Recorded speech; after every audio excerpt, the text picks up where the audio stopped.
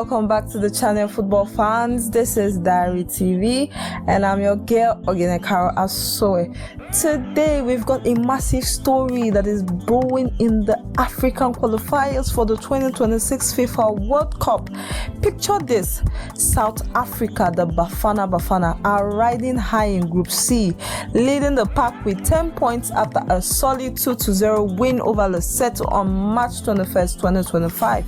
But hold up, there is a twist. That victory might be in jeopardy, and it all comes down to one of their players, Teboho Mokoena. Word on the streets is that South Africa could be facing a 3-point deduction. And why?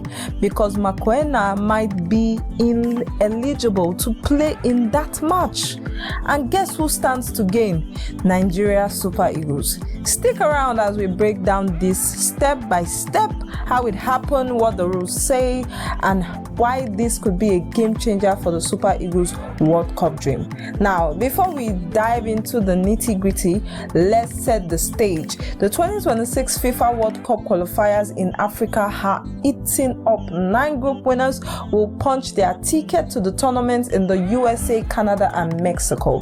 The competition is fierce. South Africa has been looking strong in Group C, but this latest drama could shake things up. So let's get into it. What exactly went wrong for Bafana? Alright, let's talk about Teboho Mokoena, the midfield maestro for South Africa. This guy is a key player, tough, talented, and a big part of why Bafana has been climbing the Group C standard.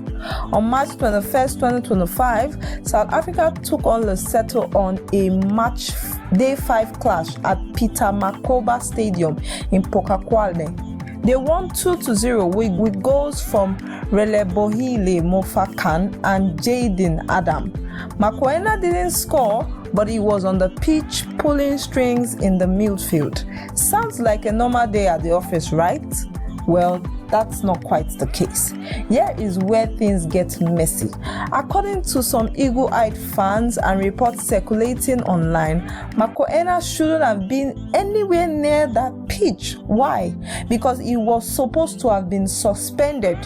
Let's rewind a bit. In the 2026 FIFA World Cup qualifiers, Mokoena picked up a yellow card in South Africa match day 1 game against Benin back in November 2023. Fast forward to match day 4 on June 3rd, 2024, he also got another yellow card in a match against Zimbabwe. 2 yellows in separate games during the same qualifying campaign. This is a red flag, folks. Now, you might be thinking, okay, 2 yellows, so what? Well, in football, especially in FIFA competitions, the rules are crystal clear. If a player picks up 2 yellow cards across different matches in the same tournament or qualifying phase, they are automatically sidelined for the next game. That is where South Africa may have slipped up. Mokoena played against Lesotho on match day 5. But if those yellow from Benin and Zimbabwe are legit, and evidences suggest that they are, he should have been watching from the stands and not bossing the midfield. So, what does the rule book say? Let's get technical for a second, because this is the backbone of the whole story. The 2026 FIFA World Cup qualification process followed the FIFA disciplinary code, and the section we are zeroing in on is subsection 9. The part of the code deals with caution, aka yellow flags, and their consequences. According to subsection 9, if a player received 2 cautions or 2 yellow cards in 2 different matches of the same competition, they are automatically suspended for their team next match in that competition. No ifs, no buts, is a 1-game ban, plain and simple. But let's break it down further. The FIFA disciplinary code is designed to keep things fair. Yellow card aren't just warning, they stack up, and 2 in separate games trigger the suspension rule. It's not about how many minutes you play or whether you are a star player. This applies to everyone. For South Africa, this means Mokoena yellow for match day 1 against Benin and match day 4 against Zimbabwe should have added up to a suspension for match day 5 against Lesotho. If he stepped onto that pitch, and he did, South Africa could be in hot water. Now, FIFA doesn't mess around with these things. If a team fields an ineligible player, the consequences can be very brutal. Typically, the match results get overturned and the offending team is handed a 3-0 forfeit loss. This is what is on the table right now. South Africa 2-0 win could turn into a 3-0 defeat, and those points they earn, poof, they're all gone. But it's not confirmed yet. FIFA still needs to investigate. But the evidence is stacking up and he has got fans on their feet. Now, let's flip the script. How does this affect Nigeria Super Eagles? If you've been following their campaign, you know it's been a rocky road. They started slow with 3 draws and a loss in their first 4 games, sitting on just 3 points. But on March 21st, 2025, they finally got their first win, beating Rwanda 2-0, thanks to a Victor Osimhen brace. That bumped them up to 6 points after match day 5. Still, they are 4th in Group C, trailing South Africa's 10 points, Benin's 8 points, and Rwanda's 7 points. Here is where the Mokoena drama becomes a lifeline. If FIFA rules that South Africa field an ineligible player against Lesotho and deduct those 3 points, Bafana will drop from a 10 points to a 7 points. Suddenly, the groups get a lot tighter.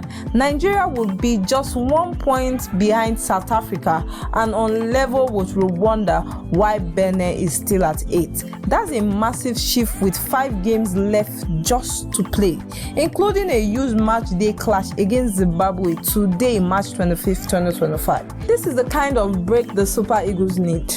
They've been under pressure after a shaky start, but new coach Eric Schell has them trending upward.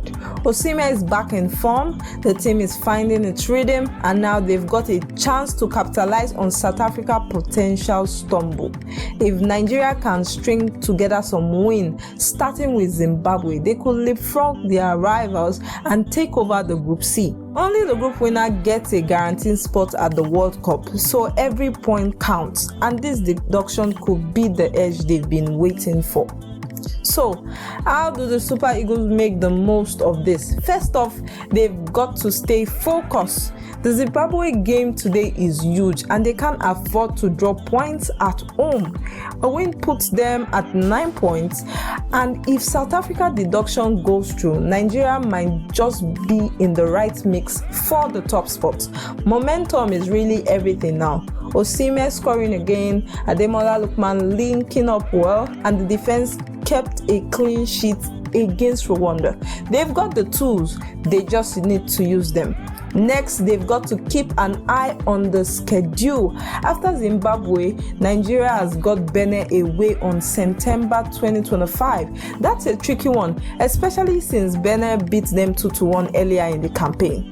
But if South Africa points get deducted, Benin could be a direct rival for first place too. Nigeria needs to treat every match like a final, rack up points and let the boardroom battle play out. If FIFA hands down that 3-point penalty, the Super Eagles could climb to second or even first by the end of match day 6, depending on other results. Finally, it's about belief. The Super Eagles have the talent: Osimhen, Chukwueze, Ndidi, Iwobi. They are all a powerhouse when they click. This Mokoena situation is a gift, but they've got to seize it.